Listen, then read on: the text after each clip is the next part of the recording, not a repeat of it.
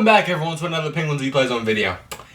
I just want to say, okay, before we get any controversy out of the way, so I dropped a community post yesterday, saying that tomorrow, I am dropping the Weapons spoiler review. Okay, I dropped that at 12 a.m. Okay. If you put those pieces together, 12 a.m. yesterday is saying tomorrow, yesterday is today. So that means I am on time for now. But yeah, if you couldn't tell, this is my spoiler review of Weapons, and I'm gonna get right into it. Because I am starting to not love the movie. I don't love the movie yet, but I'm really starting to like it and thinking this could be a classic. So like my usuals, okay. This is a spoiler review. Spoiler review. So if you're watching this right now, you're watching this because first, the main reason is because you've seen the movie and you want to see my opinion of the movie. Second is because you don't really want to watch this movie and you're just like, okay, let's see what he wants to yap about. Or thirdly, you just don't care at all. You don't even know what Weapons is. You're just trying to catch up on Penguins Replay Zone. So any of those options, I'll take. I will not take an option where you comment in my comment section saying, hey, why are you spoiling the movie? Because I literally said spoilers like 20 times. So I don't want y'all complaining in my comment section, okay? So like I usually do, I'm gonna count it down to 3. So 1, okay, if you're still here, you've seen the movie. Number 2, what's your guys' favorite character? Comment down below. Number 3, and everyone should be gone that shouldn't be here. Okay, we're here. So let's talk all spoilers from characters to how the movie was made, placed. Let's get into it. I just love how they recap the whole story, the main part of the story, in legit like 5 minutes. I was thinking this main part of the story where all these kids just run away, right? I thought that was gonna happen midway through the movie, like 20 minutes, maybe even 30 minutes. But no, we open this movie with the kids running away, with the story being told. And I kind of like the girl that's narrating. She makes it scary and stuff. But by the end of the movie, it just doesn't really make sense. You know what I'm talking about? I'll get to that a little bit later on in my review. But look, the opening, I love. Okay, these kids running away, it's scary. And then we get introduced to our character. My opinion, our main character, my favorite character, Alex. That's this little kid right here. And I'm pretty sure they hid this character from all the trailers and everything. Because when I found out Alex was the only kid left, this kid's a ghost. That kid's a ghost! I was not thinking this kid was real. I thought he was possessed, maybe even a demon or something.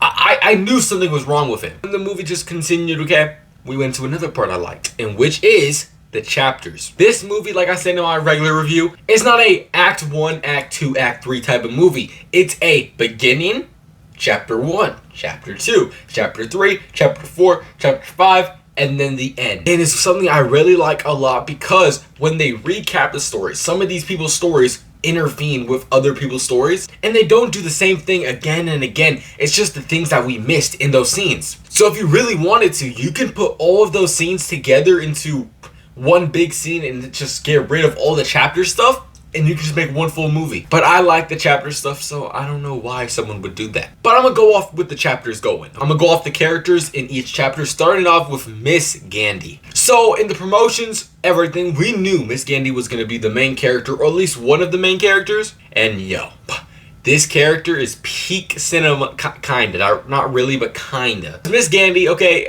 is the definition, in my opinion, of what teachers are really, okay? We see our teachers as teachers, right? But for real though, they're just normal people. They're normal people.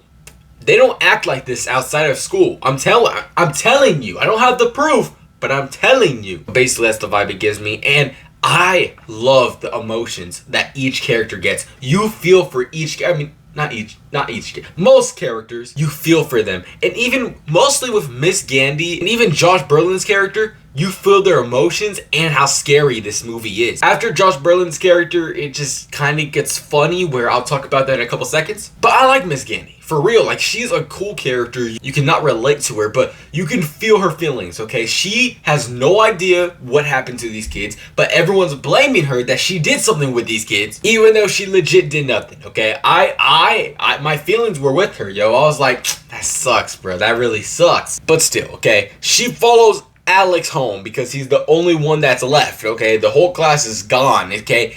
Another thing I just thought about it right now is how this movie, I was not expecting it to be in modern time. I was not expecting this movie to be in modern time, and you might be wondering, how do you know it's in modern time, bro? How do you know? Maybe because I see Ring doorbell cameras. Maybe that's why I know this is in modern time. But then, okay, Alex, she follows him home. Very creepy thing to do. But what's more creepier is how the door just opens without Alex even... When I saw this happen, I said, Alex is a demon. I was not knowing everything else. I just saw Alex and his door open, and I said, this man, he is Mephisto in disguise. This is where Miss Gandy, okay, she, how do I explain this? She, drank too much water, and she passes out in her car. She's very tired, and she just sleeps in front of Alex's house until this creepy thing just comes out of that door and goes inside of her car and cuts her hair. I was terrified during this scene. This is probably one of the scariest scenes in the whole movie. And that character just cuts her hair, and it just goes on to Josh Brolin's character. And that was probably the creepiest scene in the movie. And it was so funny because when this was happening in my theater, someone left mid-scene through the emergency exit. I am so confused. That was the most funniest thing that honestly maybe even happened in my movie theaters experience ever. But still, let's get into Josh Brolin's character. I do think Josh Brolin's character is in a very, emotional character. You feel for him a lot because if I had a kid, okay, I don't have a kid, so I can't relate. But if I had a kid and he went missing, so as all of his other classes, I would probably blame the teacher and be like, where is my kid? Where is my kid? So I don't blame him and I feel his emotions. But going so far to like write witch on her car, like I wouldn't do that. I mean, that's all on you, broski. But still, okay, I like his character because how you feel his emotions. And he also starts the comedy in the movie by, he has this dream, okay? He has this dream. He can see his son leaving his house, just running away, and he follows him. And this is another thing I don't like, is how this movie is called Weapons. And I feel like the only time that a weapon is shown is in this scene where there's just a weapon on top of the house that he's running into that says 217, okay? A lot of people are trying to piece these together and be like, oh, blah, blah, blah, blah, blah, blah. But the director himself he confirmed this is just something he saw in his dream and said, let's put it in the movie. So I'm not really pissed off and being like, why would you put that in the movie if it makes no sense? But it gets to the funniest scene where Josh Brolin, okay, he's crying. I haven't seen that many movies with Josh Brolin except probably the Marvel movies. This movie, bruh, his acting was amazing. Peak cinema. It was amazing. But this is where, like, he finds his kid. He's like, I'm sorry and stuff. And then he finds out this was just like a clown slash the auntie, but we'll get into it in a couple minutes. After this, we get into other characters. I'm just gonna go by them very fast because most of these characters don't really matter except like one or two of them. The cop guy. They could have got rid of this cop guy. I didn't really care about him that much at all. I mean, he was okay, I guess. I mean, he didn't really bring too much to the story. I mean, yes, kind of. I don't really know. Next character is the principal, because the principal, he's a character I did not need to see that much of. I mean, like, he brought a lot of the gore to the movie, yes, but I did not need to see that much of him. There was like a good 20 minutes of him. He did introduce the auntie character that I will talk about in a little bit, but I mean, he didn't really bring too much to the story. And I mean, I do love his scene. I love this scene where the witchcraft happens and he just murders his very reliable fellow. Okay, we're not gonna become racist or anything, or not. It wouldn't be racist. It would be like woke or something. Like, y'all just gonna say I'm woke or something. But still, his character and the cop character didn't need to see too much about. And the next character, okay, look, I didn't care too much about the homeless guy. He did not do nothing to the story basically, but I don't care because he's funny, bro. I haven't had a theater laugh this much since Deadpool and Wolverine. Like, my theater was laughing at the jokes and stuff he would be saying. He would be like, yo, I'm still gonna get that 50 grand, right? Like, bro, that was probably one of the funniest scenes in the movie. When he sees that lady and he in the woods and he's like, oh, hell no! And he runs away. Funniest. Bro, this movie is so funny for no reason. But now let's talk about the main character. The real character I want to talk about, which is Alex. Alex! I feel so bad for. What the hell? Alex is basically tortured in this movie, basically. And he's like 8. They show Alex and his family as a good family, okay? They're living, they're happy. And Alex, new school, okay? He's going to this new school, which is this school. One thing I feel like they should have went more into is how all the other kids are throwing pencils at him, making fun of him, bullying him, okay? This could have been a good way for us to be like, that's why the witchcraft is happening, okay? That could have been a good way. We find out the auntie moves in, blah, blah, blah. And then one day, Alex doesn't get picked up.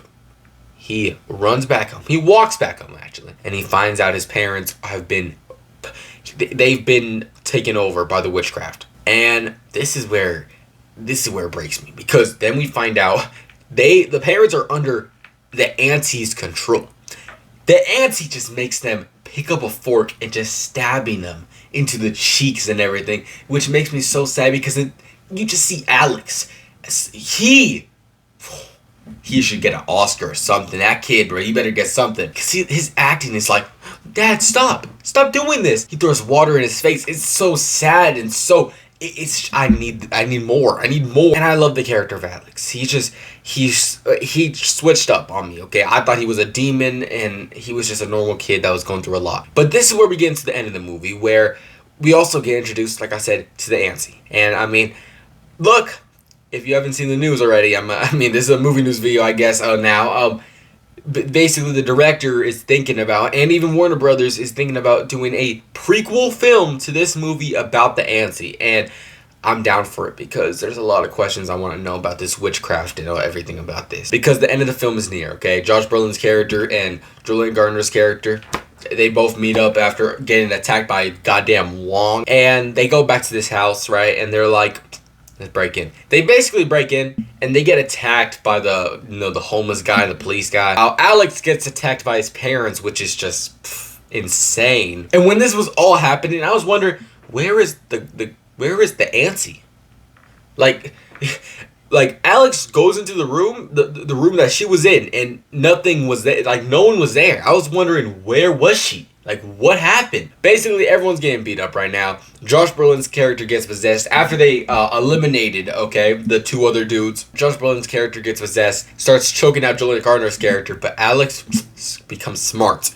He remembers everything that the auntie did with the stick and everything, and does the same exact thing, and he saves the day. We have comedy and horror at the same exact time. Then you get, god dang, the auntie running away from all the kids. All of the kids, the auntie is just running away from.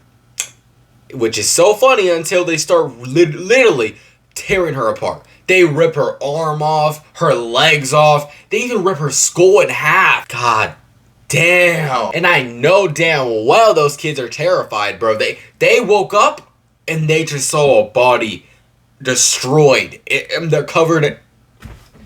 That is just insane. One thing I don't like about this movie is how this movie... Okay, look, I'm not saying every movie needs a happy ending. Because there's a lot of movies that don't need a happy ending and are very good without a happy ending. Like, most hood movies, like Boys in the Hood, Menace and Sons, those don't need happy endings. I would wish for them to have happy endings, but they don't need them. But this movie, I wanted a happy ending for at least Alex. Because they show, with the little girl, like, commentating, she was saying how the kids, 2 years later or like a year later, they're actually getting their voices back. They're actually starting to talk. But Alex, bro, this is what pisses me off. Alex moves to a new auntie's house. That's where he's being lived. Okay, that's where he's living now. And his parents still can't talk. Still are being served soup in a mental hospital. This kid, he can't win. He really can't. Before I end this video, I want to talk about my main part, in which is why. Okay, the main part of the movie, which is the auntie and Alex and the big plot twist, kind of. I honestly kind of hate why they chose 217. Why the kids were taken from their classroom and everything like that. I really don't like it. Because first, there was legit no meaning for 217. Legit no meaning at all. It's just the time that it happened. And then having the kids taken away. They don't really explain too much. You really gotta pay attention. But basically, the kids are taken away because the auntie needs to heal. Because I guess the grown-ups don't have enough healing abilities or something. I'm not saying that's a bad way to describe what's happening. It's just not the way I really wanted it. You know, I feel like if she was lying to him there, where she was like, "Oh yes, it's if you take this, if I get the kids, they'll heal me." Like, if she was lying to him, if she was lying to Alex, saying, "Oh, if you bring the kids here, I will get healed and I'll be leaving," I would have been cool to see her lie to him. But she didn't. It looks like she was telling the truth. Where I want her to be lying, because this is just such a stupid way. Why would you just get kids? Just walk around town and snatch people's stuff. Why kids? And honestly, I'm down for a prequel. I'm down for a sequel. I'm down for another movie in this franchise. This movie was not bad at all. I mean, maybe it sounded like I hated this film, or maybe even I loved the film, but I really just think this movie could be a classic. I don't think this movie was amazing. I don't think this movie was something intense. It's just a good movie. But yeah, guys, that is it for today's video. I really do not think this video is going to be out today. I'm so sorry. Like, really. We'll see, though. So yeah, I'm Pigglesy Plays, and like always, everybody, peace out.